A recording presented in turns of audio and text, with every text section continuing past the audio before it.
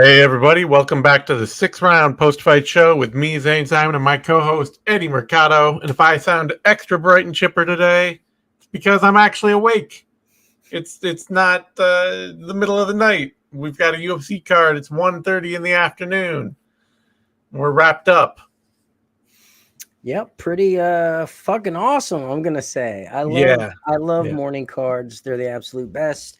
I can have an evening, I can go out to dinner, I can, that's not normal for Saturday nights for me. You always got to rate a morning UFC card just a little bit higher. I'm basically still in my pajamas here. I had to get up at like 6:30 in the morning, but to watch fights and drink coffee, I can do that. Yeah, it's not a bad way to wake up, right? Yeah, not a bad way to wake up. So we're just coming here off this UFC 294 fight card. There we go. Yeah, this guy gets it. Daytime saying. Oh, that's classic. It's true. Me in the daytime, whole different animal.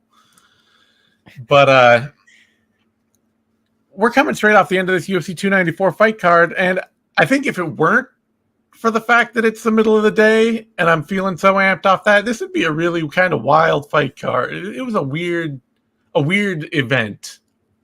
A lot of weirdness, a lot of wonkiness, a lot of cool moments, right? Yeah, a lot of cool moments. But yeah, just the fouls were kind of at a high, I'll say. I mean, anywhere from fence grabs to glove grabs to the illegal knees. Not a lot of eye pokes, oddly enough. No eye pokes. A lot of questionable knees. That was the thing, is that like the illegal knees were sprinkled in with a bunch of knees that were almost illegal. Right. And so it's like we got fights. Yeah, somebody, as one of our viewers noted, worst officiated UFC card ever. That is what it feels like, really. Yeah. More than the fouls, it just feels like things were handled really weirdly. We had fights stopped like 2 or 3 times to check and see if knees were illegal, only to have the ref immediately be like, "Oh, wait, I guess that wasn't.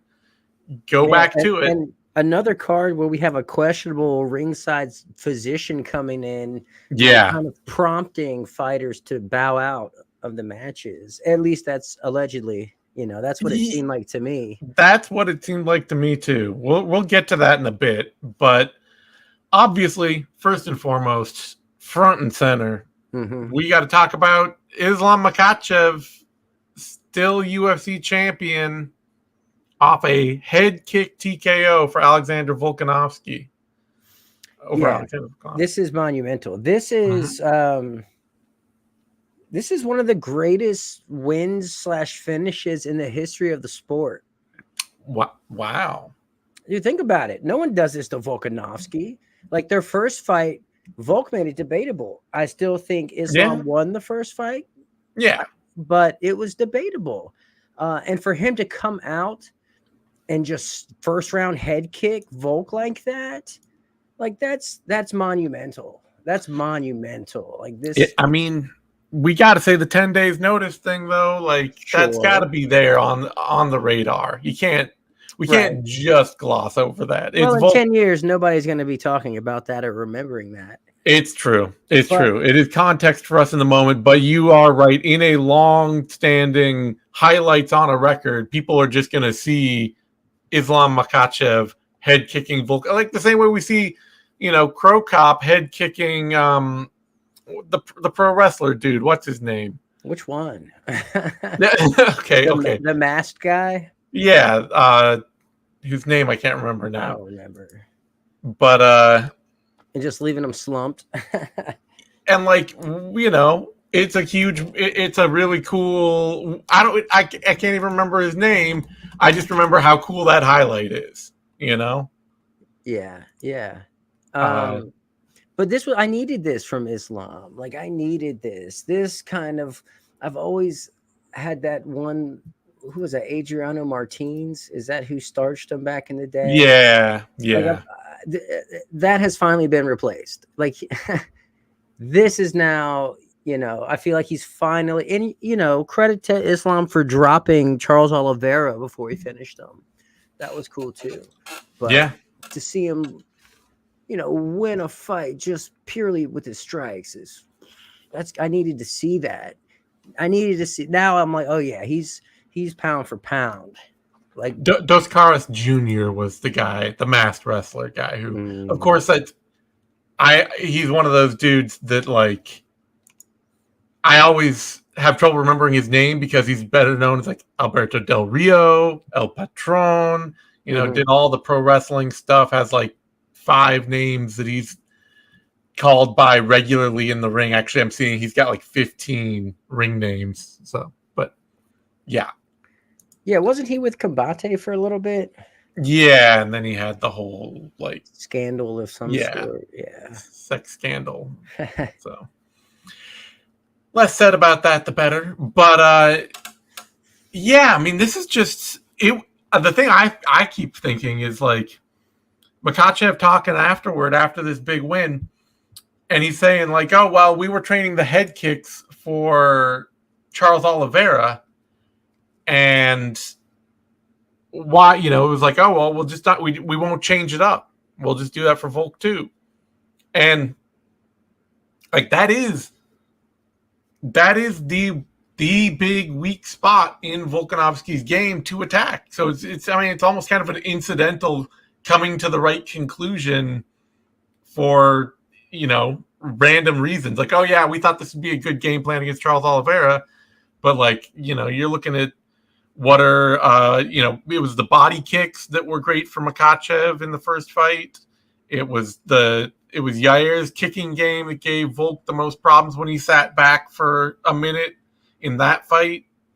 Like Volkanovski, he's short and he likes to fight compact. So those high kicks, it's a great option. And for Volkanovski or for Makhachev to find that, yeah, I mean, it was cool. I'm also just a little sad because I didn't want to see Volk go out like that, For sure. It's hard to watch, but that's what makes it so monumental for me. Like nobody does this to Volk. Yeah. And like Yair couldn't do it. Like if anyone's gonna do it, it's Islam Makhachev. Like that's the guy that's gonna head kick KO Alexander Volkanovski.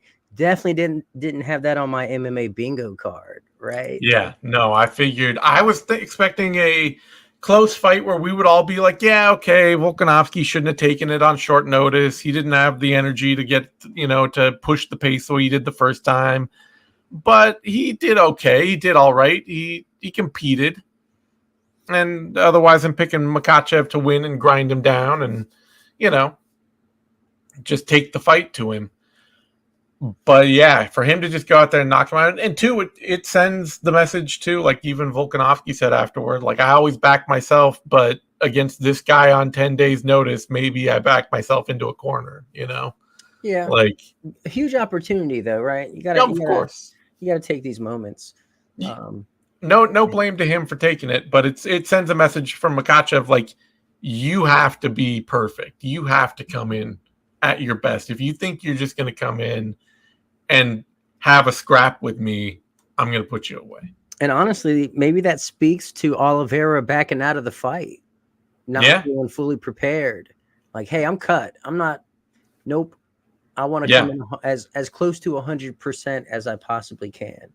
So, man, wild finish. Can't help feeling just a little bit what could have been had this been able to be on a full camp and all that. But I'm sure the local fans were thrilled by it. So you also can't say that the UFC lost out and no, they ended up out. Like you get a head kick KO out of Islam. Like you couldn't ask for more. Yeah, like, you could not ask for more. And who it was against, it's not like it's some Bobo. Like that's like Alexander Volkanovski. It's monumental. I mean, this is it doesn't get any bigger, right? You got to think, you remember like Anderson Silva stepping up to fight Daniel Cormier on short notice. That fight wasn't half so interesting. It wasn't like, we didn't get that kind of thrilling win for DC even fighting a much smaller dude on short notice like that, a much smaller legend. So Makhachev went out there and he did everything you could have asked for. Way more than what I could have asked for. Yeah. Like now I view him as a pound for pound great. Like it took that.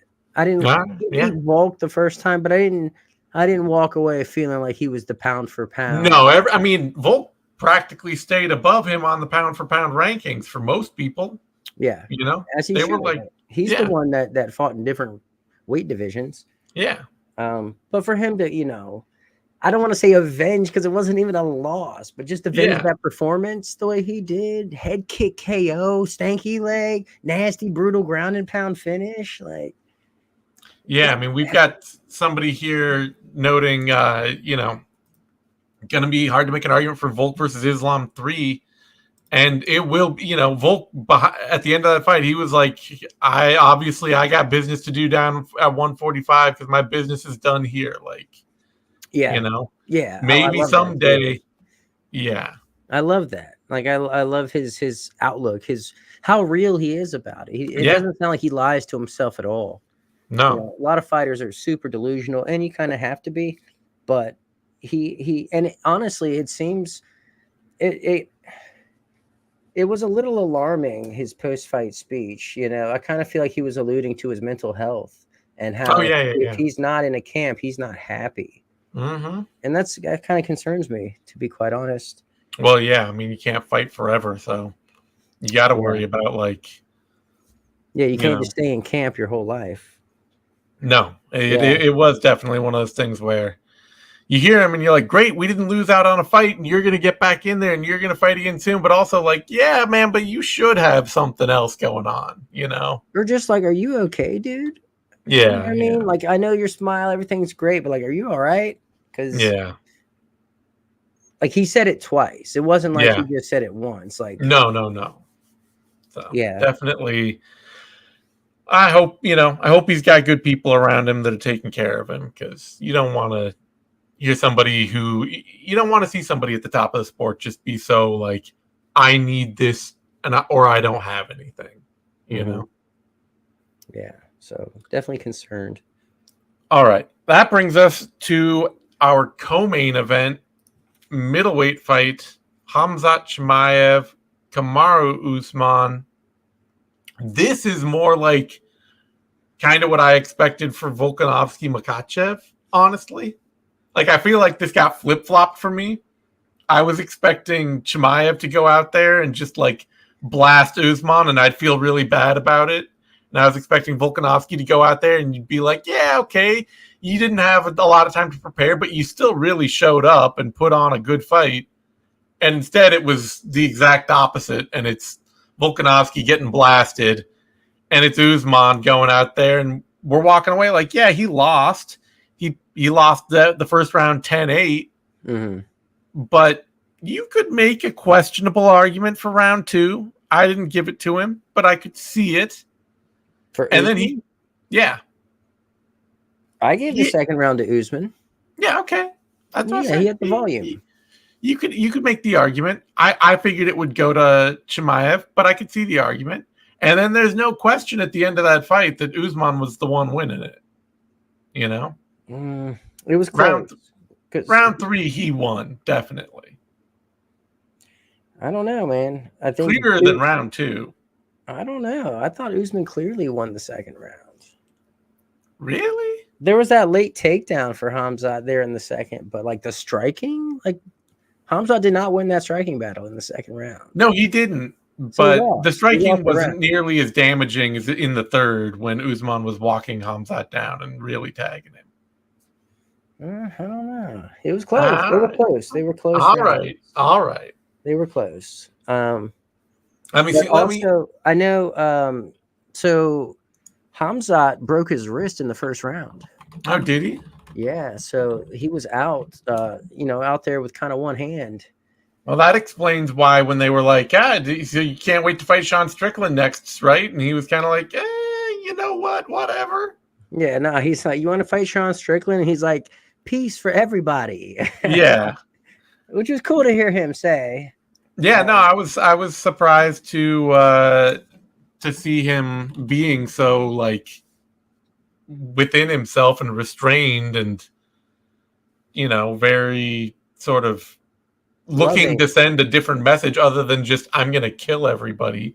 Yeah. Because to even hear him say like, "Oh, I'm here for like money and security in my family and not titles," like this is a dude who has been claiming that he is going to mass murder the entire division up until like clearly he's in a different place now. Let me see scorecards. Maybe fatherhood has changed him.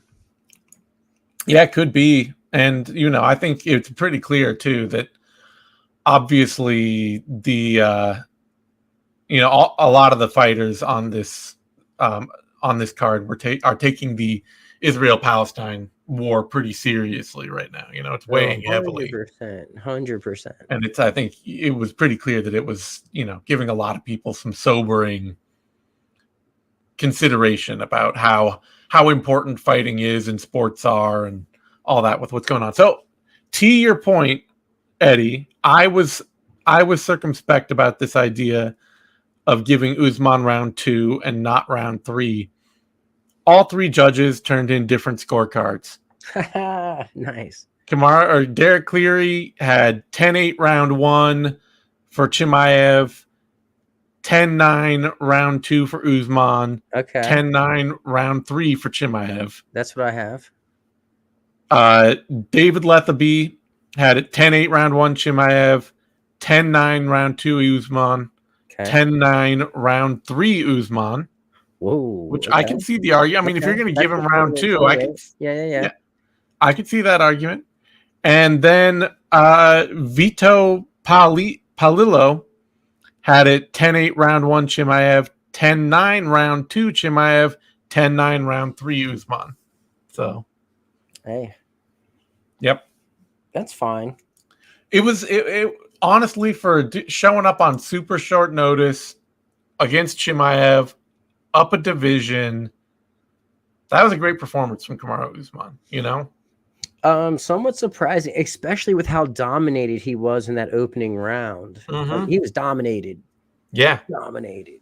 But yeah, if Hamza broke his wrist in the first, that might explain why he wasn't, why he wasn't throwing. Yeah, like you look at him against Gilbert Burns, he was pulling the trigger. Yeah, he was willing, and you watch him here, and he did. It didn't seem like he was willing to get into prolonged exchanges, and it's not like Usman is the most dangerous boxer out there. Mm-mm. So, maybe he was just fighting hurt and did what he had to do to get the win. But yeah, definitely a lot closer of a fight than I expected. Yeah. And, now we've got the stage set for, I guess if his wrist's broken, it might be we have the stage set for Strickland versus Duplessis. So who knows? Oh, yeah. So here's the thing with that. Maybe he needs surgery on his wrist or some sort of rehab, which should give Paulo Costa enough time to heal up from his injury from the whole. And we do Costa Chimaev anyway. Absolutely, I need to see that. Absolutely, come on now. Yeah. I mean, either way, it'll be interesting to see what shakes out of it. Like I said, the only thing I was really, thought Chimaev had a great post-fight speech, really measured, really somber. But I was definitely surprised that, like, when they brought up Strickland, he was just like, it's not, I'm not here for titles. And it was like, okay, we'll see. I mean, the UFC, they're not shy about if you're not that interested, we won't be that interested either. So it could be that they just move on and find something else to do. Could be a paradigm shift he's having. Yeah. Like you're saying, he's going from smash, kill everybody to peace. We don't need to be killing anybody. Yeah. Nothing but love. Who knows? All right. That brings us to a light heavyweight bout. Magomed Ankalaev. More like Wonkalaev, right? This dude is in the wonkiest fights ever. Like, what is going on here? Right? Like, this was wonky. This was super wonky.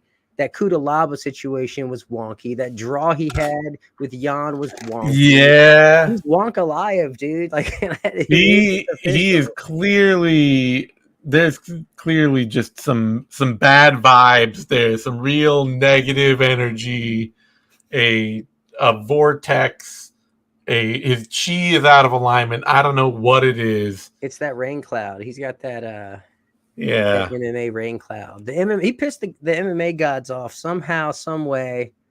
I think it might have been from failing that IQ test back in the day with Paul Craig. And ever since he failed that, they've been smiting him.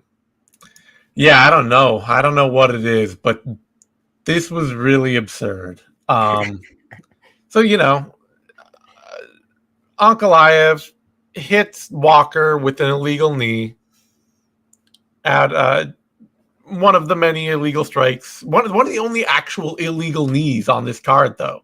Like, we saw like 4 or 5 before this where like, oh no, that's illegal, and they show the replay and you're like, oh, the hand, there's no weight on the hand, because if there's no weight on the hand, it's not illegal. The knees up. The knees are up. It's not illegal. But this one, clearly illegal. No question. And Walker is a little buzzed, maybe. Maybe definitely clipped by it. Definitely clipped by it. And the doctor goes out. First of all, I was surprised, and I thought this was initially, I was like, okay, this is cool. They brought the ref goes over. He's like, okay, I want concussion protocol. Yeah. And I'm like, oh, okay. You know what? Why not? Mm-hmm. And now we know why not, because the doctor goes in there and he starts asking, Walker, where are you? You know, what round is it? And all that. And Walker just kind of shrugs and brushes him off. And the doctor is just like, oh, okay, well, we're done. If you don't know, that's it. And Walker is clearly present in the moment of like, oh, I'm still fighting. This is still a fight that I'm going to have. I'm ready for that mentally, because he's just like, yeah, okay, well, great. The ref's walking. We're going to go back to fighting. I'm ready. Got my hands up. Everything's, No, and it's messed up.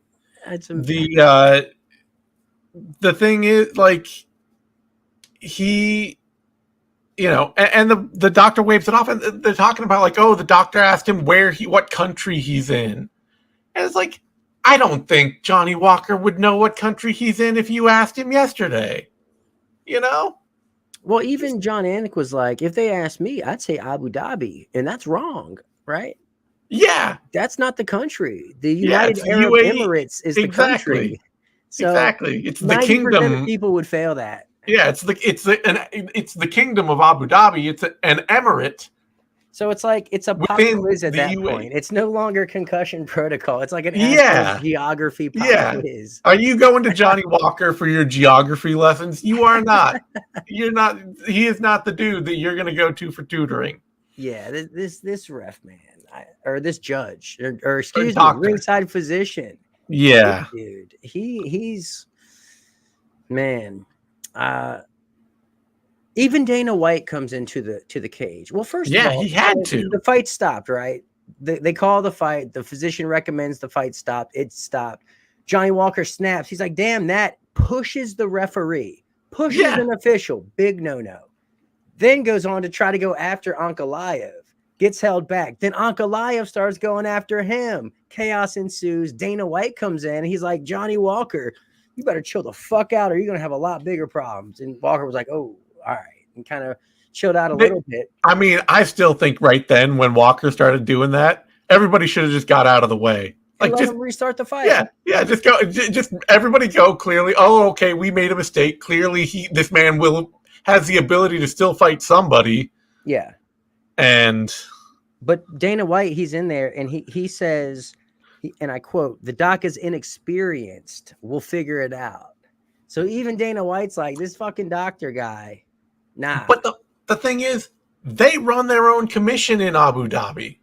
There's no Abu Dhabi commission. This is the UFC bringing all. You think Derek Cleary is an Abu Dhabi judge? Right, Like, right. 100%. The UFC is bringing in and approving all of the commission people that they have regulate their fights overseas. That's all their call. This dude was their call. Yeah, but at least they stuck to their guns, and once they stopped the fight, they kept it stopped. I guess there is something to be said for that. Yeah, technically, if you're going to actually have adjudication, you do have to stick by and say, oh, no, we've made this decision. Yeah. That's it. You can't, because otherwise, fighters will argue you to death about a fighter could, it's the whole Monty Python and the Holy Grail Black Knight situation where, like, you could cut Dominic Cruz's leg off and he's going to be like, no, I'm still good. Come on, you pansy. Don't stop. It's but a scratch. Exactly. He's going to be out there kicking Keith Peterson. Yeah. So you can't technically listen to the fighters just because they say they want to keep fighting. But this was the situation where it's very clear that Johnny Walker was in a state mentally to continue fighting. He was just not in a state mentally to go through a pop quiz because he wasn't he was very clearly just not focused on it.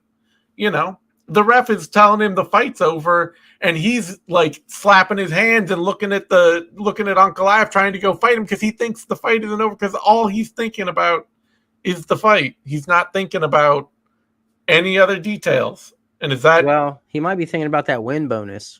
Well, yeah, that's not. And this might be a good time to pimp my own shit. So I got an interview with Dean Thomas coming out, UFC pioneer, and I asked him about some things he would change about MMA. And one of the things is he talks about the pay structure and how the win bonus is kind of outdated, and how illegal or knees to the head of a downed opponent should be legal. And I couldn't agree more. So be on the lookout for that interview. It's a goodie. Oh, I also want to note we've got one of our viewers here had this, I don't know, thing about the having weight on it. That is actually like it came up recently for another fight. It is the ABC guideline. So commissions, it'll change a bit commission to commission because all commissions in the US are different. But the general ABC guideline for knees to a grounded opponent to try and solve the touch hand game and all that, the subjective quality of trying to play the game, is that it is not an illegal strike if just like the fingertips are on the ground. If the hand is brushing the mat, it has to be a weight bearing limb. You have to be propped on it firmly. Yeah, so, that's some dumb shit. I'm just going to say that right now, right? Like, we got to do away with that altogether. The game's got to go away. Yeah. The knee should be legal. Like, which is why when we're watching tape and we're talking about this in a minute, the Tim Elliott Muhammad Mokaev fight where there were like 3 instances of knees that looked like they might have been illegal. None of those knees were actually illegal because when Elliott's pulling up, even when Mokaev gets his hand back on the mat, the hand is no longer supporting his weight. Right. So the knee isn't illegal anymore. Anyway, so which is why, too, good reffing in that fight. The ref looked at the video, saw that, and just like threw them back in position and was like, oh, no, those weren't illegal. Go back to it, Right. Anyway. But, I mean, honestly, that was like a turning point, right? Yeah, no, it was still... of the end. It was still not great officiating. We'll get there. And it's still a good... It's still a better argument than anything else to get rid of that rule. It is far too vague and nonsensical, and it was only made worse when they tried to do the whole like, oh, 1 knee, 2 knees, all that changed like 5 years ago, and half the commissions were just like, no, we're not changing anything. Man, and now it's... Dean Thomas even talked about how it's partially responsible for the death of a good guard. Yeah, you don't have to. You can hang out there and play the game. You don't need to, And you can say the turtle is a guard, but when you got knees coming at you like that, and you have to account for that and train for that, I think a lot more people would be much quicker to go back to a full guard. No question. So yeah, I don't know what they're gonna do. I guess they'll probably redo the fight. It was interesting because like Walker was crashing some hard kicks in before Ankalaev started that tagging body cross, right? And Walker doubled over, and it looked like he was in pain, but maybe he wasn't. And then he sprung her with the flying knee. That was sick. It was a cool fight. I wouldn't mind rewatching it. I'm sure the UFC will probably try to make it again, but yeah, this was just weird nonsense. And it's another Makhachev, dude. He's to blame. Yeah, I'm telling you. it is. Well, Johnny Walker's got his own weirdness too. Yeah, I mean Walker is also a dude known for just making. I should have seen this coming. I should have known with the weirdness and the wonkiness that we would have got either a draw or a no contest here. I should have seen that coming. Yeah. All right. That brings us to a middleweight fight: Ikram Aliskerov, Warley Alves, and I'll admit, I was not the biggest Aliskerov believer in the world. Even the knockout over Phil Haas, I was like, okay, well, you blame Haas for that kind of, right? Yeah, I mean, like Julian Marquez iced Phil Haas too. Is Julian Marquez the next great middleweight contender? No, Warley Alves, he's not the most consistent fighter out there, but seeing him get iced like this, it's clear Aliskerov has some serious power going on. Yeah, serious power, just nasty, instinctual combinations. Like that finishing sequence was insane. Yeah. Well, first of all, he hurt him with the jab, right? Hurt him with the jab. Let's not forget the power jab.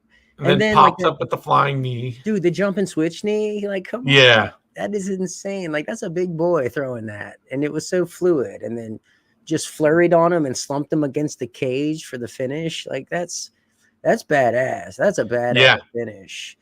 And that is. And here's the thing, like, so his last 3 fights, Kimura, 2 minutes 9 seconds. Phil Haas, that was 2 minutes and 10 seconds. Warley Alves, 2 minutes and 7 seconds. Like, what in the hell? Yeah, this dude's got somewhere to be.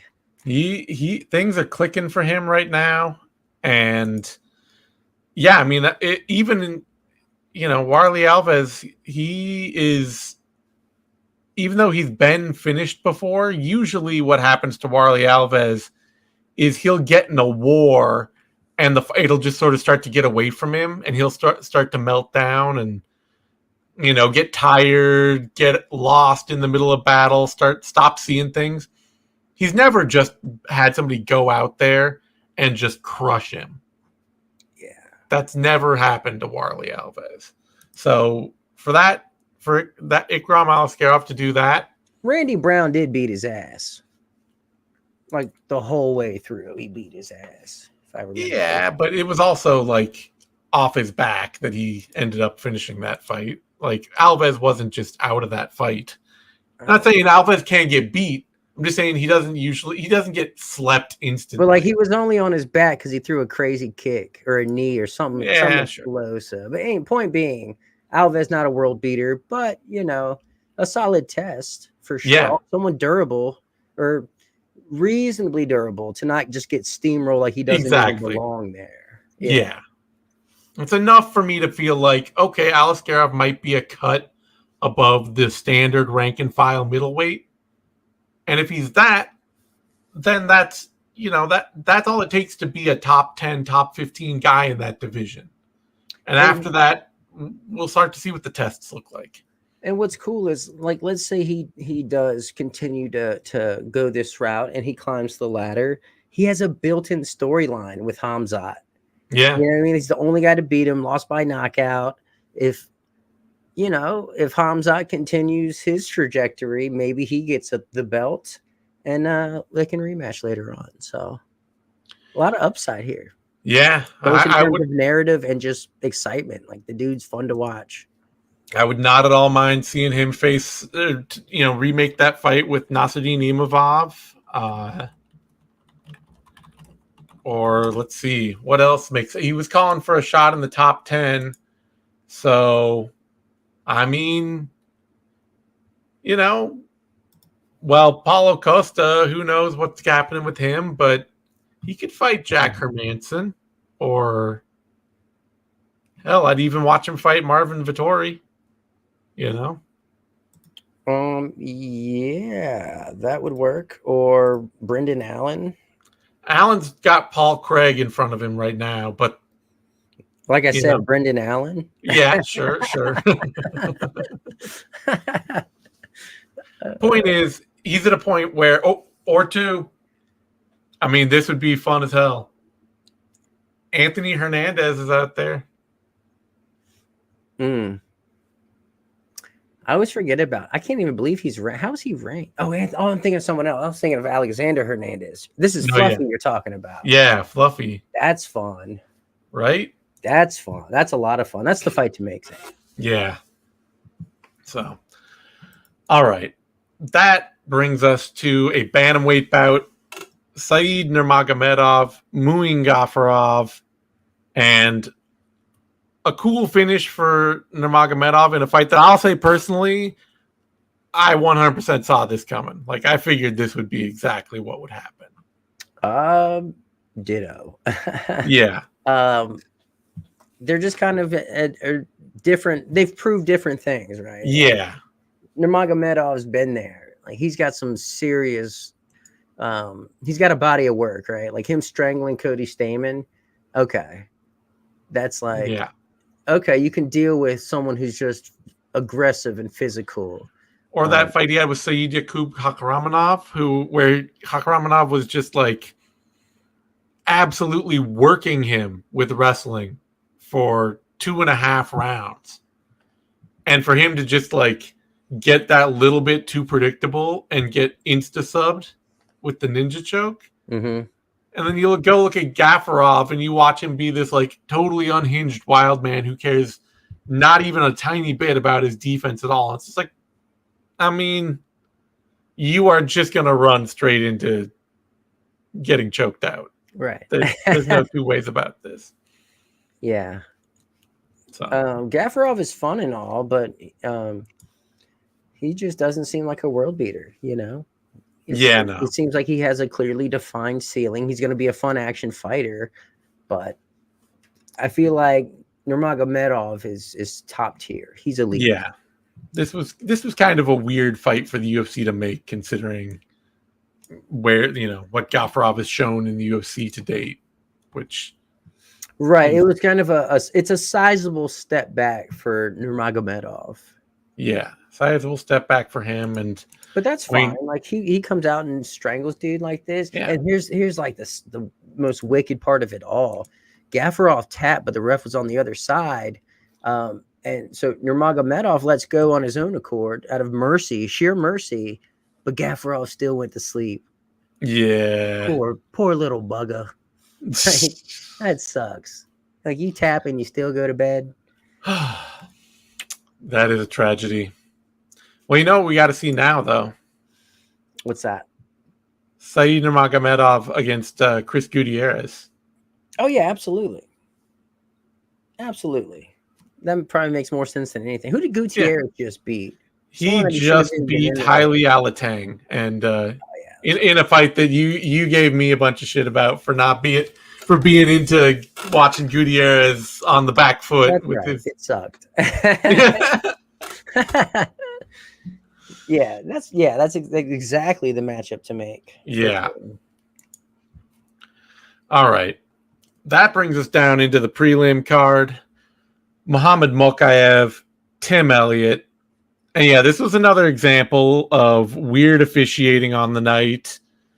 There were just two instances. Once in round 1 and once in round 3, I believe, where Tim Elliott got Makhachev in a compromised position, started landing knees, and the ref stepped in and stopped him. And each time, the first time the ref did it, they went and looked at the tape, and then they were just like, "Oh, okay, well, that looks like it was fine." I don't even know if they warned him or if they said it was fine or what.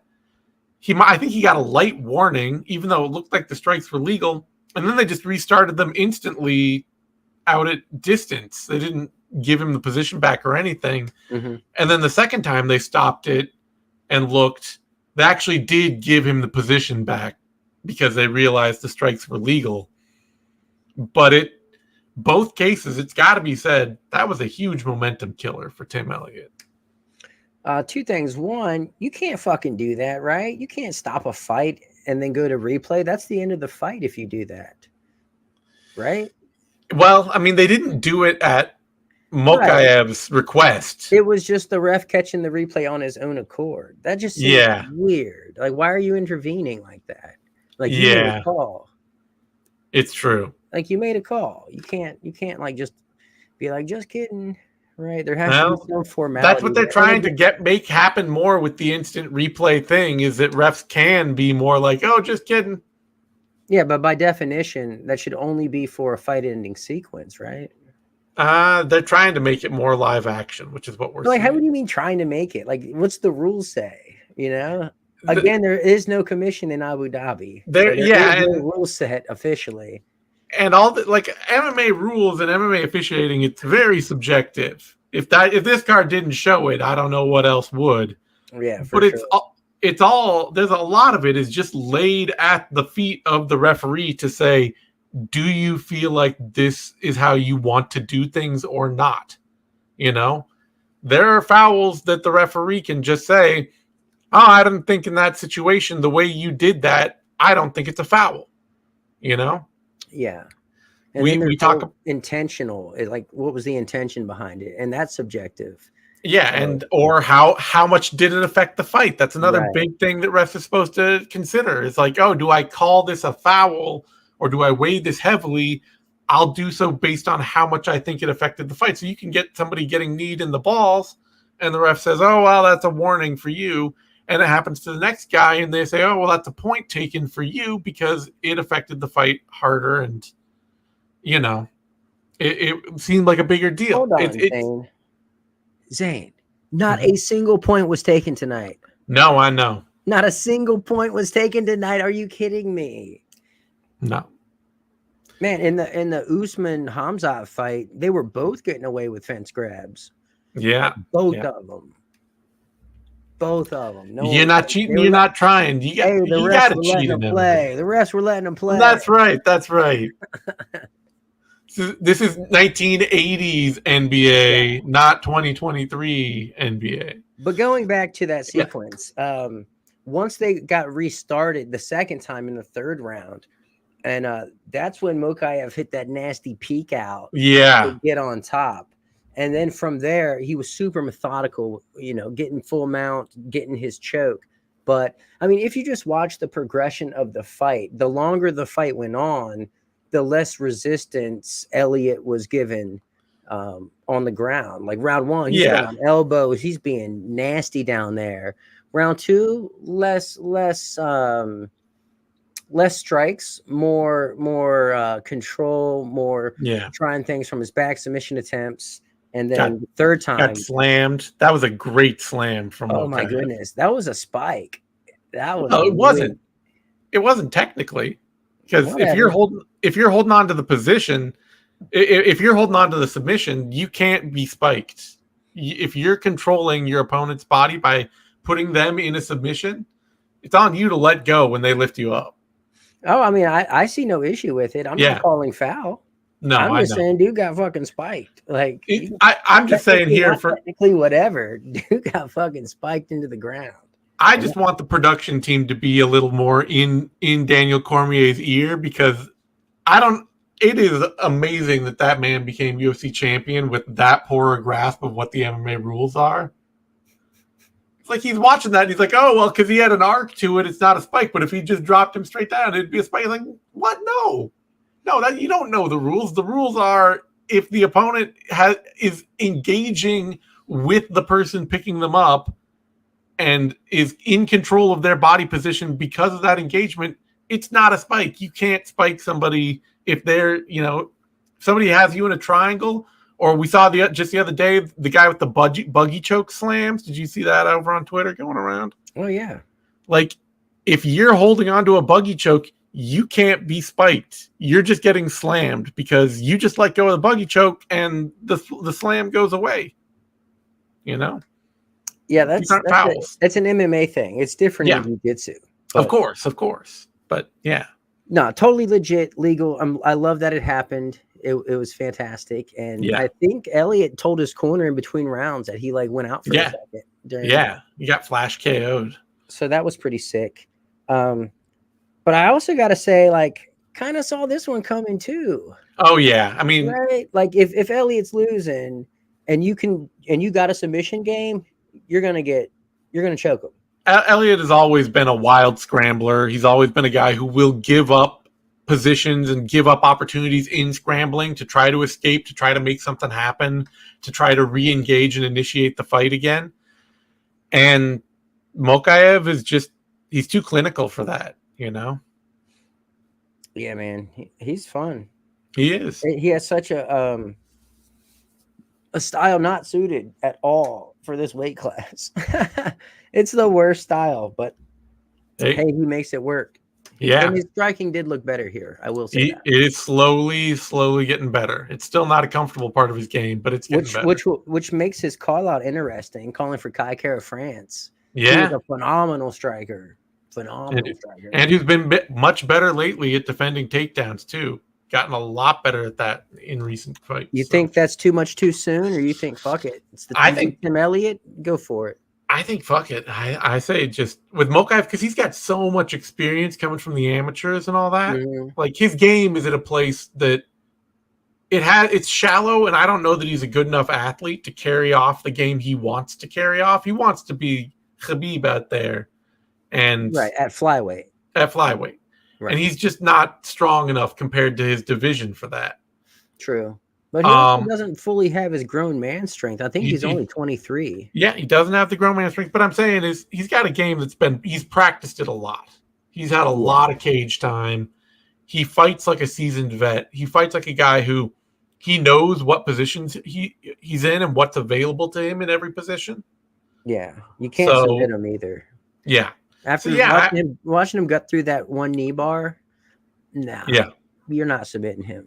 So I just say, throw him into the deep end, and if he sinks, he seems like the kind of dude who's going to bounce back and be better for it. You know, it's a Henry Cejudo kind of thing where, he got chewed up by DJ in their first fight, and then he just went right back to work. Mm-hmm. So I think Makhachev is that same kind of competitor. Otherwise, lightweight bout, Trevor Peek, Muhammad Yahya. I'm a little worried. I'm just going to say this up front. I think Trevor Peek is trying to get better, and I don't want to see that. Right. You want him wild. I want him wild. Yeah. I want wild, messy, fights like a deer locked in an elementary school classroom, Trevor Peek. Sure. Yeah. I don't want to see Trevor Peek wrestling. I'm sure his family disagrees with you. Right. No, but I know what you're saying. Like, it's the whole dance with the one that brought you thing. Yeah. No, I get it. But he still got the win here. He got the win, yeah. And like I felt like before it was all said and done, he resorted to just using his physicality to win the fight. Yeah. End of the fight, Trevor Peek was what I really was. Yeah. That's what I was showing up for. Yeah, it's still in there, but it is. He did what he had to do. Yeah, he got it done. He did get that early knockdown. He did. Muhammad Yahya, I will say, is one of a few fighters on this card picked up where watching him out there, you're just like, why is the UFC putting on these fights? You know why? I know. He's the first UAE fighter. I know. It's like the Alessio Sakara thing back in the day. I know. We got an Italian fighter. Yeah. Stop the presses. He's from Italy, for real. Like, he's got the tattoos and everything. Oh, it's true. Yeah, no. Yahya does not strike me as a dude who will be long for the octagon. That brings us. You got to check the YouTube, bro.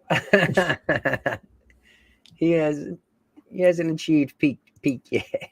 No, he hasn't achieved. We have not yet. We have yet to see peak.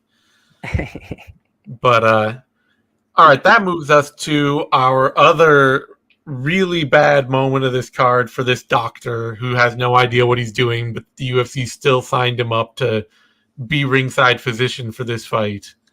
Yeah, dude, this fucking guy. For First of all, real. ball shots galore, right? Like, Yeah. dude might have a ruptured ball. Anyways, he goes down. Henry goes down, like face plants from a ball shot, right? They Yeah. bring in the doctor, and like the first thing the doctor says, he's like, "Hey, it hit your leg. It didn't hit your cup. It didn't hit your balls." You know what I mean? Meanwhile, like, And it's Henry like, is there, like, crying, nearly dry heaving. dude. He was like, "It's my dick and balls. What are you talking about? It's my dick and balls. It's not just the balls. It's dick and balls." And it's like that's you're the doctor, like you're the licensed medical physician, and the first thing you say is, "Oh, I didn't hit you." Like, damn, Yeah. dude. And the worst part is too, like, so we all see the replay, and the best that the replay can do is just be inconclusive. Mm-hmm. Like, the ring is in the way, the guys are in the way of the camera gotta give angles. him the benefit of the doubt. You Right? gotta give him the benefit of the doubt there. I mean, this man had to be carried out of the cage like a new bride. Josh Barnett is carrying him over the threshold. And, you know, he had to go straight to the hospital. Like, not funny. He had a testicular ultrasound. Yeah. I don't wish that on anybody. No. Like, on anybody.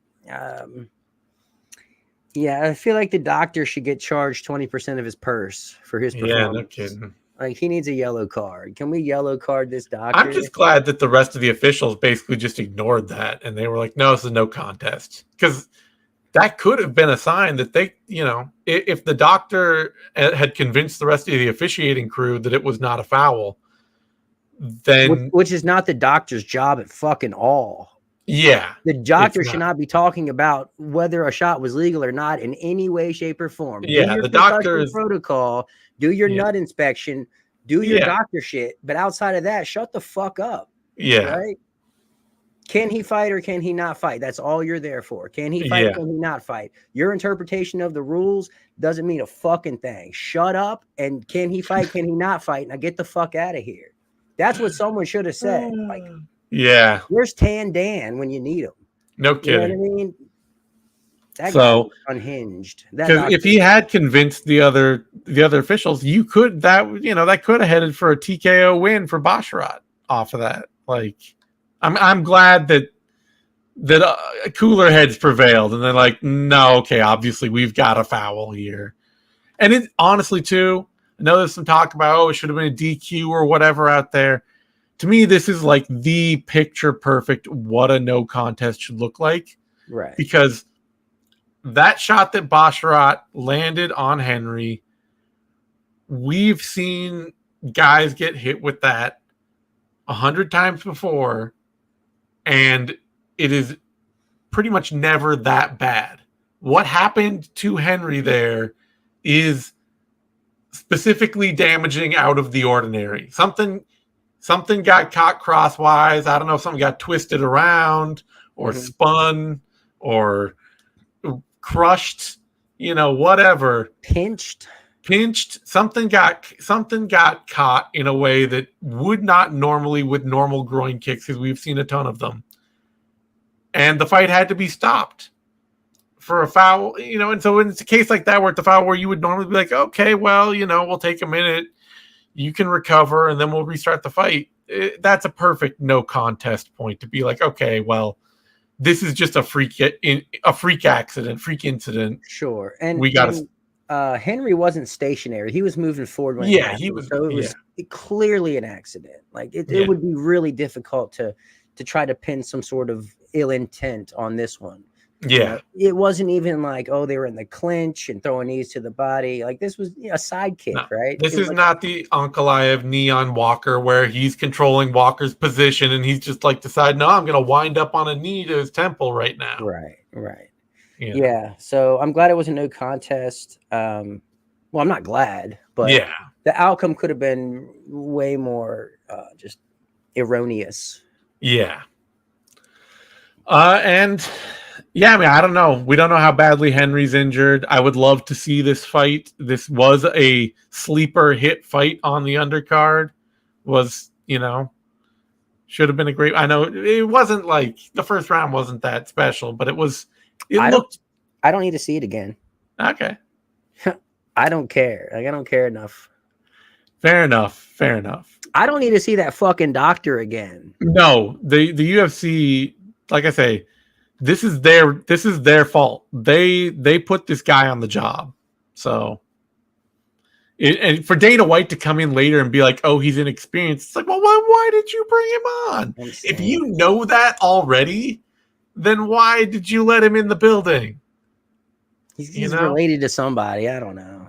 You're trying to be the NFL of MMA, and you're like bringing in a pee-wee ref from the, to ref the Super Bowl. You're like, yeah, get out there.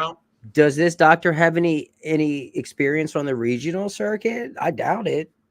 Yeah, he's I don't not know. even pee-wee. Probably he's probably full on like this is his first gig ever. I think he actually was. People were saying he was the same doctor who was there the last time the UFC was in Abu Dhabi, and there was some weirdness with that card too. Let me see if I can. Well, I know they had that one referee that was almost let someone die. Like, yeah, there was that fight, and he got removed. See, when was the UFC back in Abu Dhabi last? They were there. Oh my God! Come on. Was it a year? Like a year ago, maybe, or not? It was UFC 280. So yeah, I guess it was a year ago. And I don't know. That was also the fight that was the card where TJ Dillashaw got to fight despite a completely separated shoulder. So UFC doing their own commission work. I got some questions. Oh yeah, well just wait till January 1st when they start doing their own drug testing. Yeah, that's where we'll get the real pro stuff. All right, that takes us to a middleweight fight, a middleweight trash fire disaster area. Cedric Dumas, Abu Azaitar, and this is another case where it's just like with both of these guys, it's like, why are they here? Why do we need this? This is, for me, it felt like one guy who didn't want to be there, and one guy that didn't know how to be there. And it's like, fuck, man, this sucks. This is slow with like little sprinkles of explosions. And for me, there's nothing worse than watching someone fight who doesn't want to fight. That's one of the worst things for me. I mean, it's just one of those things. Like Azaitar is a dude who he's the ultimate heavy bag fighter, just going out there hoping to tee off on somebody with punches. And the moment that stops working, he doesn't want anything else to do with the rest of MMA. And Dumas just doesn't have skill. Have any skill. Yeah, he doesn't know how to strike at all. I mean, at one point, John Anik was like, "Oh, we know Dumas is a good striker." It's like we do not know that, John. You should not be saying that. Right. Yeah. That is not okay to say. This man does imitating stuff. Yeah. I'll cut up some slack, but no, he's super raw, super green, which, I mean, I guess he's in a good division for it, but hard to see him being able to make waves. Like I'm not sure. Like he's so raw. He's so raw that like I'm not even sure if he could make it. How old is he? He's not that young either. I thought he was like mid-20s, maybe. He is 28. Okay. He's 28. So yeah, hard to see him getting specialized by the time he makes it to his prime. Well, too, like I hate to say it, but like, they're talking about, he's training out in like New Orleans for this camp and all that. And it's like, with who? What's the New Orleans fight camp out there that like? Don't they have voodoo down there? Yeah, I don't know. Witchcraft, maybe, I don't fucking know. It's not a camp that I would be trusting to see somebody like him make big technical leaps you know. Maybe he'll go like the OSP route. That seems like the most likely thing. Anyway, someone said Poirier, but we all know he's an ATT South Florida guy. And when he's doing his other thing with like the Tim Cruder, sure, Cruder told him he was too big for the pond there.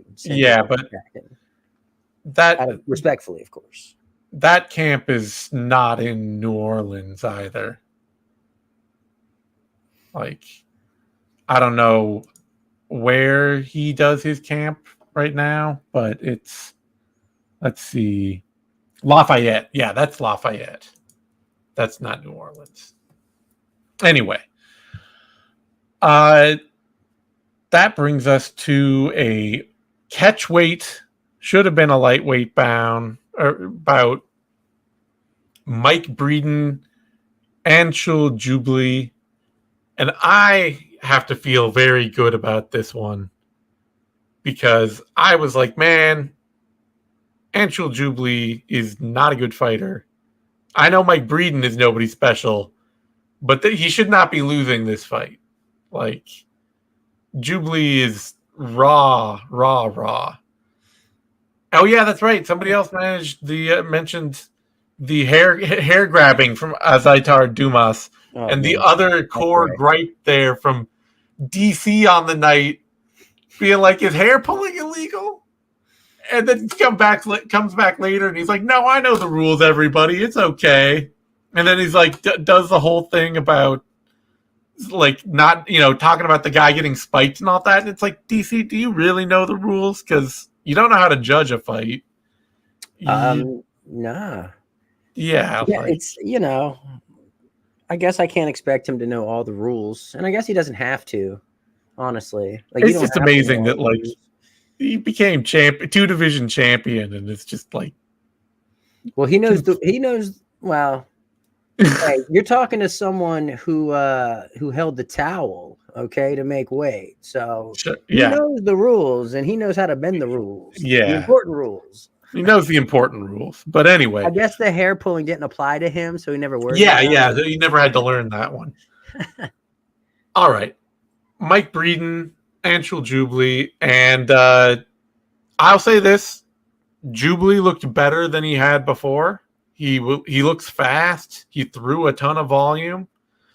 But he is a defensive void, so it was really good to see Breeden just get to the point where he's like, I got to bite down and just start throwing and not trying to wait on this guy at range to see what happens.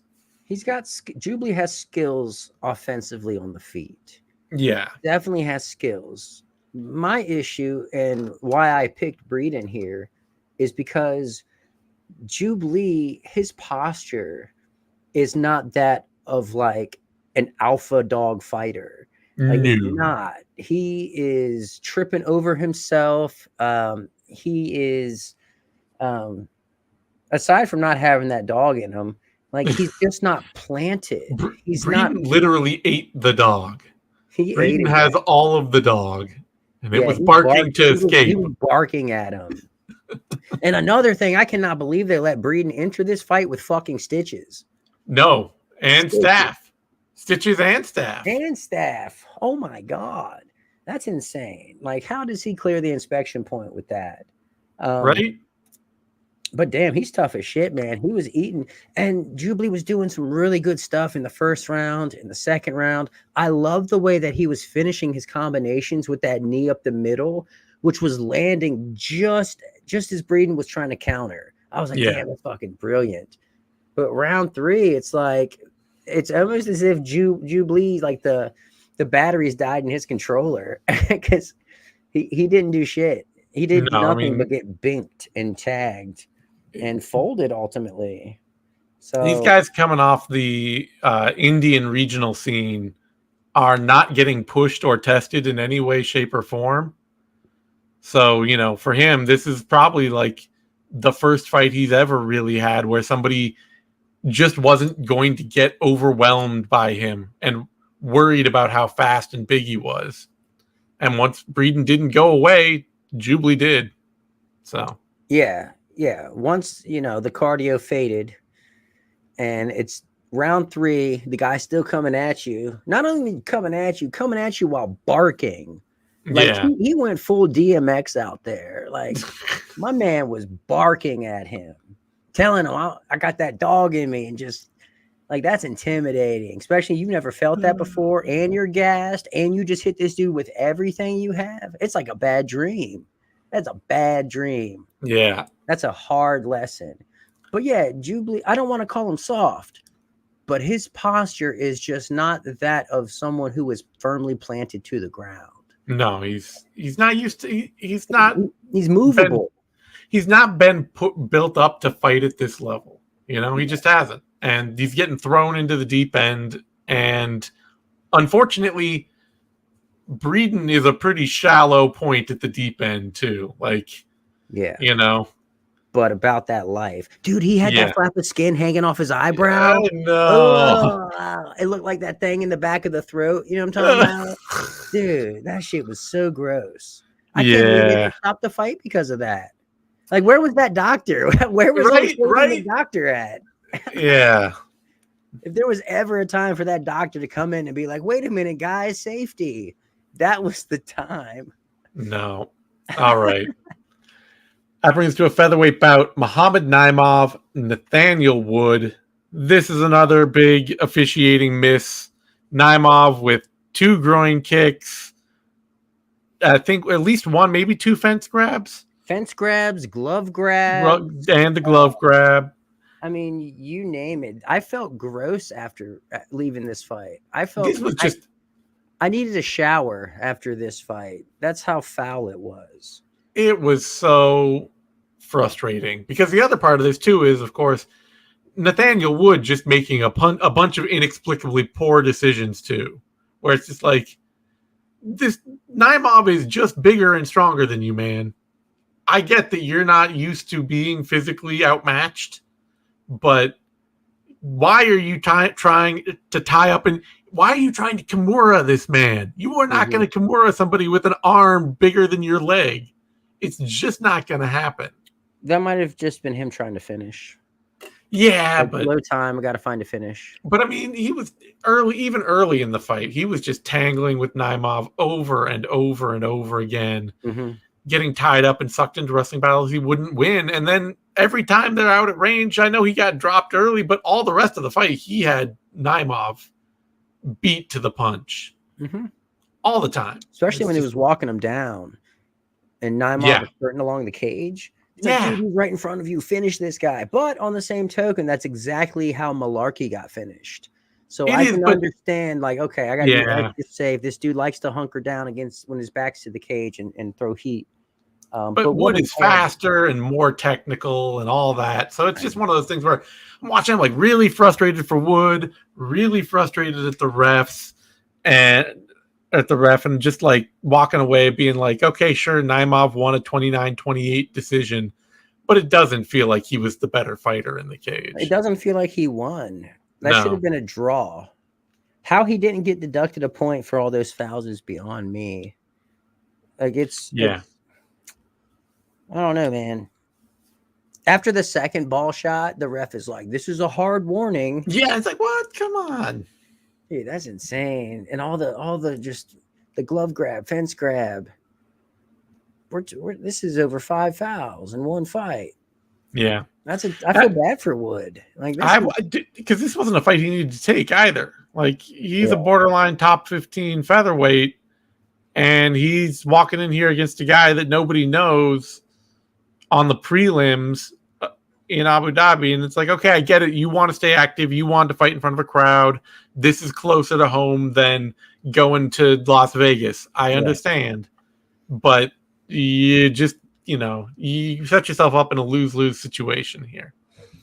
Yeah, and again, not the best fight cue out there. No, initiating a lot of those grappling exchanges. Yeah, frustrating fight, and I don't know. Yeah, I don't know what they do with Naimov going forward either. I don't think he's ready for a big step up in competition. Well, they sit him down with Daniel Cormier and go over the rules a little bit. That's what because DC knows the rules. That'll help.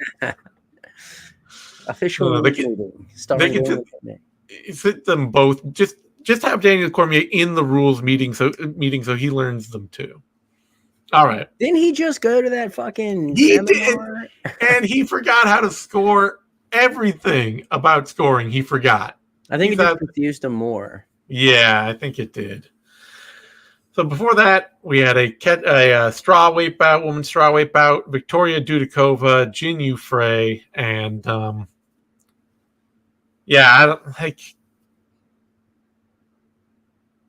don't know what Frey's doing out here, you know? Fulfilling a fantasy? I guess. Yeah. It's got to be. Like, she could, you know, the broadcast alluded to this, but she could do anything. Right? Yeah. She's got all these degrees. She can go be anything she wants to be. She wants to fight. She doesn't want to fight. She wants to stand around in a circle and look present for fighting. She wants to be on the UFC roster. Yeah. And that's fine too. I guess. It's just, man, her fights are now like, there's nobody I would pick her to beat. And then finding out that Victoria Dudikova had staph on her ass and like spread it all over the mat. Yeah. So that's two people that fought on this card with staph. Yep. You're going to have like 10 people going home with it after this. You know they're not disinfecting that thing between fights. Oh, fuck no. It's oof. Yeah. No thanks. Yikes. All right. That hotel sauna is probably a little stinky. Yeah. All right. Opening the card, Sharbutin Magomedov against Bruno Silva. And one of those like fun fights, all right showing, and also totally exposing fights for Magomedov. Where you're like, wow. The dude has zero ground game. Zero. All he does is strike. He did get up a couple times, but not a single sweep attempt, not a single submission attempt. At the end of the third, Bruno Silva actually put himself into a fucking triangle, and Magomedov didn't even recognize it, acknowledge it, just went back to striking. And I'm freaking out. I'm like, dude, it's right there. Yeah. Just cross your leg. It's right there. Just, you got this. And he didn't recognize it. And then, in this post-fight speech, he's all like, "Oh, take me down, no big deal. Strike." Yeah. Like, no, that's a big deal, bro. Yeah, Bruno Silva is not the wrestler in this division. For him to just be blast doubling you all over the octagon. Blast doubling. NCAA All-American Bruno Silva. At the same time, though, Magomedov's kicking game, it looks good. It is a elite level, hard as hell game to handle. He looks like a middleweight Fiziev on the feet. Yeah. Like tons of dexterity. He throws heat. It's technical. What's the deal with his eye? Does he have one eye? He got the story I've heard at least is that he got, damaged in training or a fight or something, and then had like a bunch of complications in surgery and has had surgery on it a whole bunch. So it's just kind of screwed up. But it's functional. He can see I have no idea. I would assume that it maybe has some percentage of sight. Okay.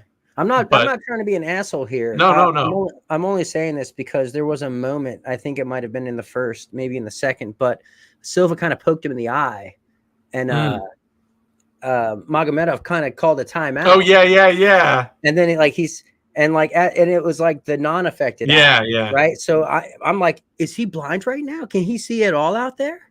Like, what the fuck is going on? So I'm not sure. I don't know what he definitely missed the high five at a high five with somebody going into the cage to start. Oh man, maybe that's why he doesn't throw a lot of punches. The depth perception isn't there for it. It could be. Yeah. Michael Bisping won a title though. Yeah, with one eye, so can be done. All right. On that note, we're gonna wrap things up. Thank you all for listening in. You can find me on Twitter at the Zane Simon. You can find Eddie on Twitter at the Eddie Mercado. You can find both of us over at Bloody Elbow. And we're going to jump over and record a little Substack bonus content that'll be dropping on our Substack too. So if you're not signed up for our Substack, go over to the Bloody Elbow Podcast Substack, subscribe there, help us out, help keep us alive, keep the site running and all that. In the meantime, thanks everyone for tuning in, and we'll see you next time.